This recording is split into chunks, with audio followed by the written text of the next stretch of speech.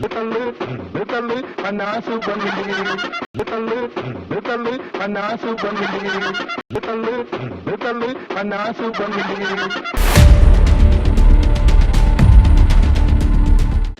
സഹപ്രവർത്തകരെ, ഇന്നലെയും ഇന്നുമായിട്ട് നമ്മുടെ വാട്സപ്പ് ഗ്രൂപ്പുകളിലും അതോടൊപ്പം തന്നെ വ്യക്തിപരമായിട്ട് എന്നെയൊക്കെ വിളിച്ചുകൊണ്ടും സംഘടനയുടെ നേതാവെന്നുള്ള നിലയ്ക്ക് വിളിച്ചുകൊണ്ടൊക്കെ നിരവധി ഡ്രൈവർ സുഹൃത്തുക്കൾ പറഞ്ഞ കുറേ വിഷമങ്ങളാണ് ഇന്ന് നിങ്ങളുമായിട്ട് സഹപ്രവർത്തകരുമായിട്ട് പങ്കുവയ്ക്കുന്നത്. അതോടൊപ്പം FFJ എന്ന സംഘടനയ്ക്ക് ഇവിടുത്തെ ഈ മാനേജ്മെൻറ്റിനോട് പറയാനുള്ള ഒന്ന് രണ്ട് കാര്യങ്ങൾ കൂടി ഞങ്ങളിതോടൊപ്പം തന്നെ പറയാൻ ശ്രമിക്കുകയാണ്. നമ്മൾ പറഞ്ഞതുകൊണ്ട് അത് അംഗീകരിക്കപ്പെടും എന്നുള്ള പ്രതീക്ഷയൊന്നും നമുക്കില്ല. എങ്കിലും പറയേണ്ടത് പറയുക എന്ന ധാർമ്മികമായ ഒരു ഉത്തരവാദിത്തം ഒരു സംഘടന എന്നുള്ള നിലയ്ക്ക് നമുക്കുണ്ട്. ഇവിടെ വിഷയം മറ്റൊന്നുമല്ല, സമയത്ത് ശമ്പളം കിട്ടാത്ത, അതോടൊപ്പം തന്നെ DA എന്ന് പറയുന്നത് വട്ടപൂജ്യമായി നിൽക്കുന്ന ഒരു സ്ഥാപനത്തിൽ ജീവനക്കാരുടെ പ്രവൃത്തി കൊണ്ടല്ലാതെ നഷ്ടമാണ് എന്ന് പറയുന്ന കയ്യും കണക്കുമില്ലാത്ത ഓഡിറ്റ് ഇല്ലാത്തൊരു സ്ഥാപനത്തിൽ, കെടുകാര്യസ്ഥതയും അഴിമതിയും നിറഞ്ഞ സ്ഥാപനത്തിൽ കൃത്യമായി പുതിയ വണ്ടികൾ ഒന്നും തന്നെ നിരത്തിലിറക്കാതെ ഈ പാട്ട വണ്ടികൾ എല്ലാം കെട്ടിവലിച്ചുകൊണ്ട് പൊതുസമൂഹത്തിന്റെ മുന്നിൽ ഒരു പഴയകാല മലയാള സിനിമാ ഗാനം പോലെ തല്ല് തല്ല് തള്ളു തല്ല് പന്നാസ് വണ്ടി എന്ന പാട്ട് പാടും പോലെ ഉള്ളൊരവസ്ഥയിൽ നമ്മൾ പോയിക്കൊണ്ടിരിക്കുകയാണ്. ഇതിൻ്റെ ഒന്നും ഉത്തരവാദി ജീവനക്കാരല്ല, അവർ ചത്തു പണിയെടുക്കുന്നുണ്ട്. എന്നാൽ ഈ ഗതികേടിൻ്റെ ഉള്ളിലും ഈ പറഞ്ഞ ഡ്രൈവർ വിഭാഗം, ഒരു ഡ്രൈവർ എന്ന് പറയുന്നത് KSRTCയിലേക്ക് കടന്നു വരുന്നത് മറ്റ് ജീവനക്കാരെ പോലെയല്ല. ചെറുപ്പത്തിലെ വളയം പിടിക്കേണ്ടി വരുന്നത് ഒരു പക്ഷേ വിദ്യാഭ്യാസപരമായിട്ടോ അല്ലെങ്കിൽ മറ്റു കാര്യങ്ങളോ ഉയർന്നു പോകാൻ കഴിയാത്തതിൻ്റെ ബുദ്ധിമുട്ടാവാം, വീട്ടിലെ ദാരിദ്ര്യമാവാം, അതല്ലെങ്കിൽ വാഹനം ഓടിക്കാനുള്ള ഒരു താല്പര്യമാവാം. നമ്മുടെ രാജ്യത്തൊരു പ്രത്യേകത അനുസരിച്ച് ഡ്രൈവർക്ക് ഒരു അത്ര ഉയർന്ന ഒരു പരിഗണന കൊടുക്കില്ലെങ്കിലും വിദേശ രാജ്യങ്ങളിൽ ഡ്രൈവർ എന്ന് പറയുന്നത് വലിയ നല്ല ഒരു ജോലിയായിട്ടാണ് പരിഗണിക്കപ്പെടുന്നത്. നമ്മൾ നിൽക്കുന്ന ചരിത്ര പശ്ചാത്തലം നോക്കുമ്പോൾ ഇങ്ങനെയുള്ള ഡ്രൈവർമാർ അവരുടെ ഈ ഒരു പ്രത്യേക സാഹചര്യത്തിൽ നിന്നുകൊണ്ട് തന്നെ അവരുടെ ശരീരത്തിന്റെ ആ ഒരു യൗവനത്തിന്റെ തുടക്കം പരമാവധി ഉപയോഗിച്ച് നല്ല രീതിയിൽ വരുമാനം ഉണ്ടാക്കുകയും ഇന്നത്തെ നിലയ്ക്കാണെങ്കിൽ 40,000 50,000 ഒക്കെ വണ്ടികളിൽ, നാഷണൽ പെർമിറ്റ് വണ്ടികളിലും ഒക്കെ ഓടി വരുമാനം കൊണ്ടുവന്ന് ഒരു പക്ഷേ ഞാൻ നേരത്തെ സൂചിപ്പിച്ച പോലെ ശരീരം നശിപ്പിച്ചുകൊണ്ടായിരിക്കാം കൊണ്ടുവരുന്ന സമയത്താവും ഈ KSRTC പോലുള്ള സ്ഥാപനത്തിൽ 28,000 26,000 ബേസിക് പേക്ക് ഒരു സുരക്ഷിതമായ ജോലി, സർക്കാർ ജോലി എന്ന പ്രതീക്ഷയിൽ ഇതിലേക്ക് വന്നത്. സ്വാഭാവികമായും കൈ നിറയെ പണം കിട്ടുന്ന ആ സാഹചര്യത്തിൽ അവരുടെ ജീവിത നിലവാരം അതിനനുസരിച്ചുള്ളതായിരിക്കും. അങ്ങനെ ജീവിച്ചു പോരുന്ന ഒരു വ്യക്തി അതിനനുസരിച്ചുള്ള ലോണുകൾ ഉണ്ടാവാം, തിരിച്ചടവുകൾ ഉണ്ടാവാം, പലതും ഉണ്ടാവാം. ഇതിനെ സാമൂഹിക സാഹചര്യം എന്നാ പറയാ. എന്തിന് ചെലവാക്കാതിരുന്നൂടെ എന്നൊക്കെ നമുക്ക് ചോദിക്കാം. പക്ഷെ ഒരു ചരിത്രവും അതുപോലെ തന്നെ സോഷ്യോളജിയും ഒക്കെ പഠിക്കുന്ന ആളുകൾക്ക് വ്യക്തമായി മനസ്സിലാവും ഈ പറയുന്ന എന്താന്ന്. തർക്കിക്കാൻ വരുന്നവർക്ക് അത് മനസ്സിലാവണമെന്നില്ല. അങ്ങനെയുള്ളയാൾ ഈ പറഞ്ഞ അവസ്ഥയിലേക്ക് എത്തുകയും ഈ 26,000 രൂപയ്ക്കോ 28,000 രൂപയോ കയ്യിൽ കിട്ടുമ്പോൾ അത് തന്നെ പൂർണ്ണമായി കിട്ടാതെ വരുന്ന അവസ്ഥയിൽ അയാളുടെ ജീവിതക്രമങ്ങൾ, സാമ്പത്തിക ക്രമങ്ങൾ താളം തെറ്റും. എന്നാൽ കണ്ടക്ടറെ സംബന്ധിച്ചും മെക്കാനിക്കിനെ സംബന്ധിച്ചും മിനിസ്റ്റീരിയെ സംബന്ധിച്ചും സ്ഥിതി അതല്ല. ഈ കണ്ടക്ടറായിട്ട് കയറി വരുന്ന അയാൾ ഒരിക്കലും പ്രൈവറ്റ് ബസ്സിൽ കണ്ടക്ടറായിട്ട് പോകുന്ന ആളല്ല. മറിച്ച് അയാൾ വല്ല ട്യൂഷൻ സെന്ററിൽ ക്ലാസ് എടുക്കുന്നു, വല്ല കമ്പനികളിൽ മാർക്കറ്റിംഗ് എക്സിക്യൂട്ടീവ് ആയിട്ടോ ഒക്കെ ജോലി ചെയ്യുന്ന ആൾക്കാരായിരിക്കും. PSCയിൽ മറ്റ് LD ഇതൊക്കെ എഴുതും പോലെ തന്നെ ഇവിടെ എഴുതി അത് കിട്ടി. ഇത് തന്നെയാണ് മിനിസ്റ്റീരിയലിന്റെ സ്ഥിതി. കമ്പനി ബോർഡ് കോർപ്പറേഷനിൽ എഴുതിയാൽ KSRTCയിൽ കിട്ടി. ഇത് തന്നെയാണ് ഒരു പരിധി വരെ മെക്കാനിക്കിന്റെ സ്ഥിതി. അതുകൊണ്ട് അവരുടെ സാമ്പത്തിക സ്ഥിതി അത്രത്തോളം ഡ്രൈവറോളം താളം തെറ്റുന്ന ഒരവസ്ഥയില്ല എന്നുള്ളതാണ് സത്യം. അതുകൊണ്ടാണ് KSRTCയിലെ ഡ്രൈവർമാരിൽ ഭൂരിഭാഗവും ദരിദ്രന്മാരായി മാറുന്നത്. അവർ മരണം വരെ ഈ സ്ഥാപനത്തിനകത്ത് ദാരിദ്ര്യം അനുഭവിക്കുന്നത്. കാരണം അവരുടെ ചുറ്റുപാട് അങ്ങനെയാണ്, അവരുടെ സാമ്പത്തിക സ്ഥിതി വന്ന വഴി അങ്ങനെയാണ്. ഇതിന്റെ പശ്ചാത്തലം പറഞ്ഞെന്ന് മാത്രം. ഇങ്ങനെ സമയത്ത് ശമ്പളം കൊടുക്കാൻ കഴിയുമായിട്ടും അത് കൊടുക്കാതെ വെച്ച് താമസിപ്പിക്കുന്ന സൈക്കോ സ്വഭാവമുള്ള, അല്ലെങ്കിൽ അതിൽ എന്തൊക്കെയോ ചില ഗൂഢലക്ഷ്യങ്ങൾ കാണുന്ന നമ്മുടെ ഈ മാനേജ്മെന്റും ഇങ്ങനെയൊക്കെ 0% DA നമ്മുടേതല്ലാത്ത കുഴപ്പം കൊണ്ട് സമൂഹത്തിൽ ഏറ്റവും കൂടുതൽ സേവനം ചെയ്യുന്ന, ഏറ്റവും കൂടുതൽ വർക്ക് ചെയ്യുന്ന ഈ തൊഴിലാളികൾക്ക് 0% DAയും കൊടുക്കുമ്പോൾ അവന്റെ ജീവിതക്രമം ഒരു പരിധി വരെ പിടിച്ചു നിൽക്കുന്നത്. ചിലപ്പോൾ അവന്റെ വീട് കോഴിക്കോടായിരിക്കാം, അല്ലെങ്കിൽ കണ്ണൂരാവാം, ജോലി ചെയ്യുന്നത് തിരുവനന്തപുരത്താവും. ഈ കിട്ടുന്ന ശമ്പളം സമയത്ത് കിട്ടാതെ വരുമ്പോൾ അവൻ പിടിച്ചു നിൽക്കുന്ന ഈ സറണ്ടർ കൊണ്ടൊക്കെ ആയിരുന്നു. അയാൾക്ക് യഥാർത്ഥത്തിൽ ഒരു ഡ്യൂട്ടിക്ക് കിട്ടേണ്ട തുക എന്ന് പറയുന്ന നിയമപ്രകാരം കിട്ടേണ്ടത് ഇരട്ടി വേതനം ഒക്കെ ആയിട്ടാണ് ഈ സറണ്ടർ ചെയ്യുമ്പോൾ കിട്ടുന്നത്. അതും പോട്ടെ, നോർമൽ വേതനമോ അതും കൊടുക്കുന്നില്ല. കേവലം 900 രൂപയ്ക്ക് അവന്റെ ഡ്യൂട്ടി അവൻ വിൽക്കുകയാണ്. കേരളം എന്ന സംസ്ഥാനത്ത് തൊഴിൽ ചൂഷണം എത്രത്തോളം നടക്കുന്നുള്ള ഭീകരതയാണ് ഈ ഗതികെട്ടവന്മാർ ഈ സറണ്ടർ ചെയ്യുന്നതിലൂടെ വരുന്നത്. ആ സറണ്ടറിനെയാണ് 200 രൂപ കഴുത്തിൽ ഞെക്കി പിടിക്കുന്ന രീതിയിൽ ലാഭം ഉണ്ടാക്കാൻ വേണ്ടി ബദലിയെ വിട്ടാൽ മതി എന്ന രീതിയിലേക്ക് ഈ സ്ഥാപനത്തിന്റെ മേധാവികൾ എത്തിച്ചേർന്നിട്ടുള്ളത്. സഹതാപം തോന്നുന്നു ഒരു ഭാഗത്ത് ഡ്രൈവർ സമൂഹത്തിനോട്, വെറുപ്പ് തോന്നുന്നു നമ്മുടെ ഈ തീരുമാനമെടുത്ത ആളുകളോട്. ചില്ലുമേടയിലിരിക്കുന്ന ഈ തമ്പ്രാക്കന്മാർക്ക് മനസ്സിലാവുന്നില്ല ഈ പണിയെടുക്കുന്നവന്റെ വിഷമം എന്താണ്.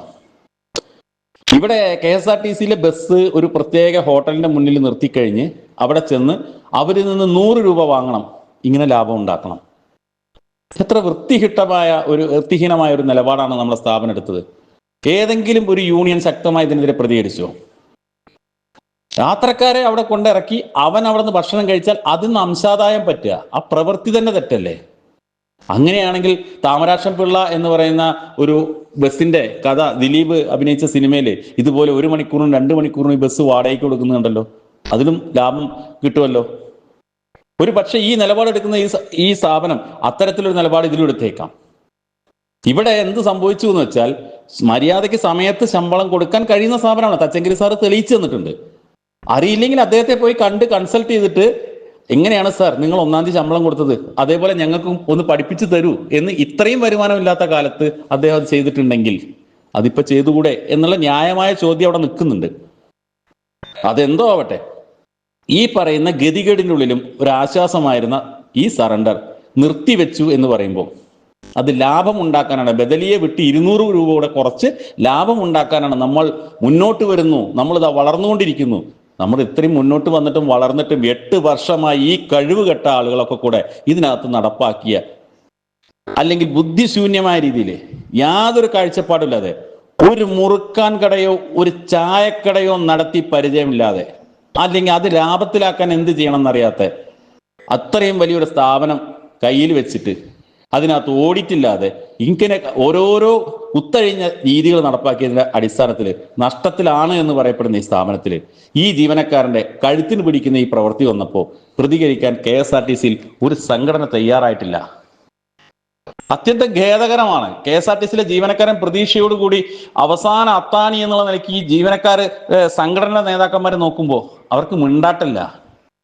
ഡ്രൈവർമാരുടെ സറണ്ടർ നിർത്തലാക്കി എന്ന് പറയുമ്പോൾ സറണ്ടർ നമ്മുടെ അവകാശമല്ലല്ലോ. നിങ്ങൾക്ക് കൃത്യമായി ശമ്പളം തരുന്നില്ലേ? തിരുവനന്തപുരത്ത് പോയി താമസിക്കുന്നതിന് നിങ്ങൾക്ക് HR തരുന്നില്ലേ എന്നൊക്കെ ചോദിക്കുമ്പോൾ, ചോദ്യമൊക്കെ അങ്ങനെ ചോദിക്കാം. ഈ യൂണിയൻ നേതാക്കന്മാർക്ക് വാങ്ങിക്കൊടുക്കാൻ പറ്റുമോ ഈ HR കൊണ്ടൊരു വീട്? ന്യായമായ കൂലിയാണോ KSRTCക്കാരന് കിട്ടിക്കൊണ്ടിരിക്കുന്നത്?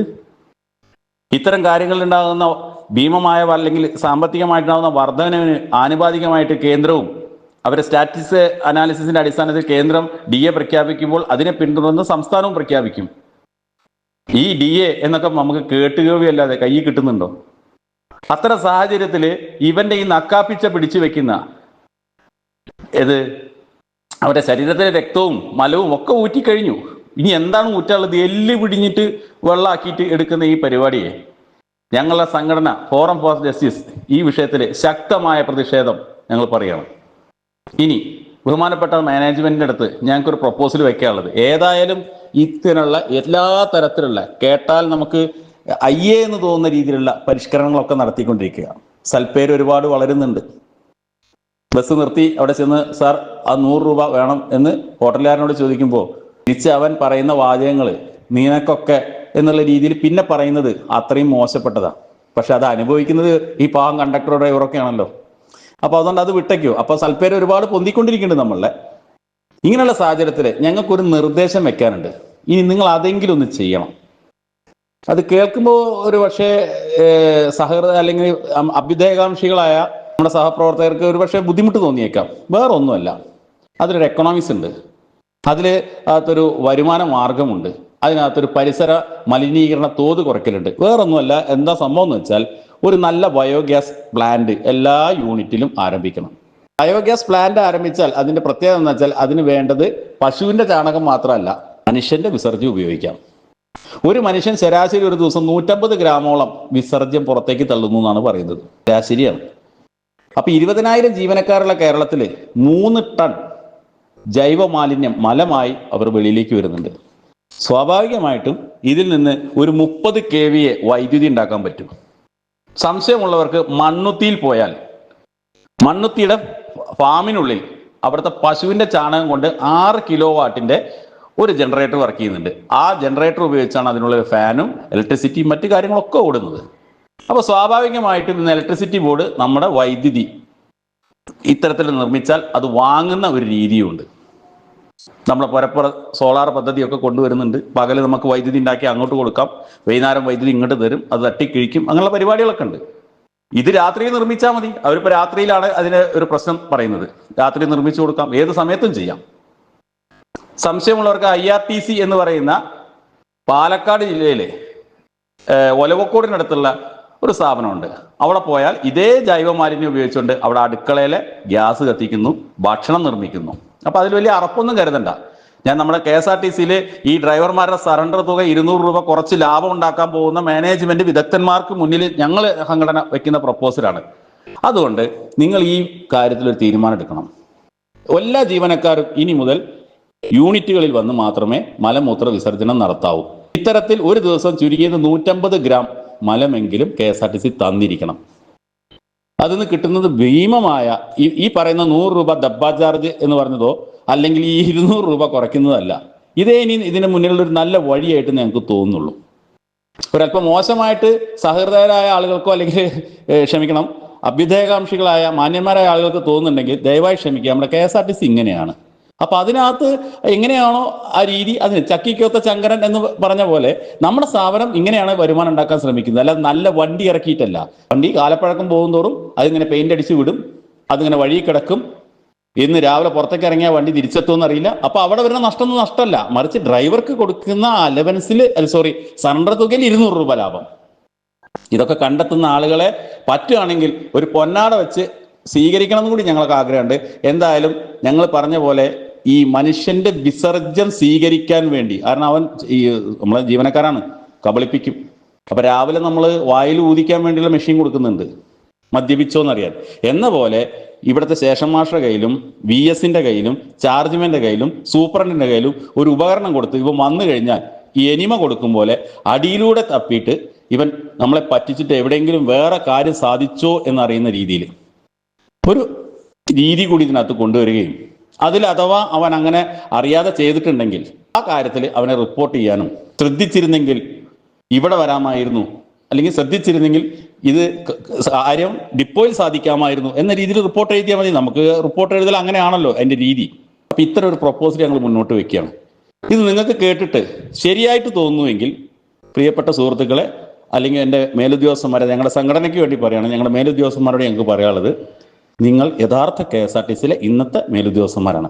അതല്ലാതെ കേട്ടിട്ട് നിങ്ങൾക്ക് ഒരു അറപ്പോ അയ്യയ്യേ എന്തായി പറയുന്നത് തോന്നുന്നുണ്ടെങ്കിൽ അത് നിങ്ങൾ അരിയാഹാരം കഴിക്കുന്നതുകൊണ്ടാണ്. പക്ഷേ അരിയാഹാരം കഴിച്ചാലേ ഇത്തരം വിസർജ്യം ഉണ്ടാവുള്ളൂ എന്നുള്ളത്. സ്റ്റാർച്ച് കൂടിയ സാധനങ്ങൾക്കാണ് ഈ വിസർജ്യത്തിന് സ്മെല്ല് കൂടുക, സ്മെല്ല് കൂടുമ്പോഴാണ് ഗ്യാസ് കൂടുക, ഗ്യാസ് കൂടുമ്പോഴാണ് ഈഥേ എന്നുള്ള ഈ വാതകം ഉണ്ടാവുക. ഈ വാതകത്തെ ശരിയായ രീതിയിൽ ക്ലീൻ ചെയ്താൽ നമുക്ക് ഈ പറഞ്ഞ കാര്യം ചെയ്യാൻ പറ്റും. അപ്പൊ അടുത്ത് ഞങ്ങൾ പ്രതീക്ഷിക്കുന്നത് ഇതാണ്. അതെങ്ങനെ ചെയ്തിട്ട് നിങ്ങൾ ഈ പറ്റുമെങ്കിൽ ഈ പാവങ്ങൾ ജീവിച്ചു പോകുന്ന അവരുടെ ആ 200 രൂപയുടെ കാര്യം ഒന്ന് മാറ്റിയെടുക്കുക. ഇതിനകത്ത് ഞങ്ങൾ വേറൊരു കാര്യം പ്രതീക്ഷിച്ചു. ഈ പ്രധാനപ്പെട്ട പ്രമുഖ ട്രേഡ് യൂണിയനുകൾ, ഞങ്ങളാണ് ഇതെല്ലാം നടപ്പാക്കുന്നത്, ഞങ്ങളാണ് വടിയും കൊടിയും പിടിക്കുന്നത് എന്നൊക്കെ പറയുന്ന യൂണിയൻകാരുണ്ട്. ഒരാളൊരു അക്ഷരം വേണ്ടിയിട്ടില്ല. കാരണം അവർക്കിതൊന്നും ഒരു വിഷയമല്ല. സാധാരണക്കാരാ, അവൻ അങ്ങനെ പോട്ടെ. അവനവന് അതർ ഡ്യൂട്ടി കിട്ടണം, അലുവ ഡ്യൂട്ടി കിട്ടണം, എവിടെയെങ്കിലുമൊക്കെ ഒപ്പിച്ചൊപ്പിച്ച് പോകണം, അവനവന് വേണ്ടപ്പെട്ട ആളുകളുടെ കാര്യങ്ങൾ നടന്നു പോകണം. അല്ല സാധാരണക്കാരനായവന്റെ വിഷമം അതവർക്ക് അറിയില്ലല്ലോ. അപ്പൊ അതുകൊണ്ട് ബഹുമാനപ്പെട്ട KSRTC മാനേജ്മെന്റിന് മുന്നിൽ ഫോറം ഫോർ ജസ്റ്റിസിന് വെക്കാനുള്ളത് ഈ ഒരു നിർദ്ദേശമാണ്. അത് നിങ്ങൾ ഇതെങ്കിലും ഒരു മാന്യമായ രീതിയിൽ നമുക്ക് കൊണ്ടു നടക്കാം. ഇത് വിജയിക്കും. ഇനി അഥവാ ഒരു മനുഷ്യന് അങ്ങോട്ട് ഡിപ്പോയിലേക്ക് വരാൻ പറ്റിയില്ല, ഇത് പെട്ടെന്ന് പോകുന്ന കാര്യമാണല്ലോ, പകരം വീട്ടിൽ നിന്ന് വേറെ ആരെങ്കിലും ആയിട്ട് ശേഖരിച്ച് കൊണ്ടുപോകാനും മതി. അതിന് വേണമല്ലോ നമ്മളൊരു റെമഡി കൊടുക്കണ്ടേ, ഒരു പരിഹാരം. എന്നിട്ടും അവൻ ചെയ്യുന്നില്ലെങ്കിൽ നമ്മൾ ഈ റാക്കൊക്കെ നഷ്ടപ്പെടുമ്പോൾ ആ ടിക്കറ്റിന്റെ മൊത്തം പൈസ ഈടാക്കണം. അഥവാ ആരെങ്കിലും ഒരു യാത്രക്കാരൻ ടിക്കറ്റ് എടുത്തിട്ടില്ല എന്നുണ്ടെങ്കിൽ അൺകളക്റ്റഡ് ഫെയർ അങ്ങനെ വരുമല്ലോ, വന്നാൽ 5000 രൂപ ഫൈൻ അടയ്ക്കണം എന്ന് പറഞ്ഞ മാതിരി 150 ഗ്രാം അവന്റെ വിസർജ്യം കൊണ്ട് എത്ര യൂണിറ്റ് വൈദ്യുതി ഉണ്ടാക്കുമോ അതിന്റെ ഒരു 4 ഇരട്ടി ഫൈൻ അങ്ങോട്ട് ഈടാക്കുന്ന ഒരു സമ്പ്രദായം കൂടി കൊണ്ടുവന്നാൽ നമ്മുടെ സ്ഥാപനം വെച്ചടി കയറും എന്ന് മാത്രമാണ് നമ്മുടെ ഈ തലപ്പത്തിരിക്കുന്ന ആളുകളോട് നമുക്ക് പറയാനുള്ളത്. ഇക്കാര്യത്തിലൊരു അനുകൂലമായ മറുപടിയോ അല്ലെങ്കിൽ നടപടിയോ ഉണ്ടാകും എന്ന പ്രതീക്ഷയിൽ. കാരണം നമുക്ക് നമ്മുടെ സ്ഥാപനം വളർത്തിയേ പറ്റൂ. നമ്മുടെ വണ്ടികളൊക്കെ വഴി കിടക്കുന്ന വണ്ടികളാണ്, പാട്ട വണ്ടികളാണ്. പ്രായം എന്നുള്ളത് നമുക്ക് മാത്രമല്ല വണ്ടിക്കും ഉണ്ട്. പക്ഷെ ഇതൊന്നും നമുക്ക് ബാധകമല്ല. അതിനെ വെച്ച് തള്ളിയിട്ടാണ് ഇപ്പോൾ നമ്മൾ ഈ പോയിക്കൊണ്ടിരിക്കുന്നത്. ഇത്തരം ഒരു സാഹചര്യത്തിൽ ഇത്രയും നല്ലൊരു പ്രപ്പോസൽ നിങ്ങൾ തള്ളിക്കളയില്ല എന്ന പ്രതീക്ഷയിൽ KSRTCയുടെ മാനേജ്മെന്റിന് പറ്റിയ രീതിയിലുള്ള ഒരു പ്രപ്പോസലാണ് ഞങ്ങൾ തരുന്നത്. ഇതൊരു പക്ഷേ ഒരു വേറൊരു സ്ഥലത്ത് നമുക്കത് അവതരിപ്പിക്കാൻ കഴിഞ്ഞു എന്ന് വരില്ല. പക്ഷേ ഇതിനകത്തൊരു എക്കണോമിക്സ് ഉണ്ട്, ഇതിനകത്തൊരു ധനതത്വശാസ്ത്രമുണ്ട്, വരുമാനമുണ്ട്, അതിനകത്ത് പ്രകൃതിക്ക് അത് വലിയ ഗുണമാണ്. ഇതിൻ്റെ ഔട്ട്പുട്ട് സ്ലറി വല്ല വളമാണ്, ആ വളവും വിൽക്കാൻ പറ്റും. അപ്പോൾ ഇത് എന്തായാലും 200 രൂപ കുറയ്ക്കാൻ വേണ്ടി തീരുമാനമെടുത്ത KSRTCയുടെ മാനേജ്മെന്റ് വിദഗ്ധന്മാരുടെ മുന്നിൽ ഞങ്ങൾക്ക് 2000 രൂപ കിട്ടുന്ന വലിയൊരു സംഭവം അങ്ങോട്ട് ഞങ്ങൾ പ്രപ്പോസൽ വെക്കുന്നു. ഇത് നല്ല രീതിയിൽ നടപ്പിലാക്കി തരും എന്ന പ്രതീക്ഷയോടെ നന്ദി, നമസ്കാരം. i2i News, an eye for truth. i2i News subscribe ചെയ്തിട്ടില്ലാത്തവർ ഇപ്പോൾ തന്നെ സബ്സ്ക്രൈബ് ചെയ്യുക. നോട്ടിഫിക്കേഷൻ ലഭിക്കുവാൻ ബെൽ ബട്ടണും അമർത്തുക.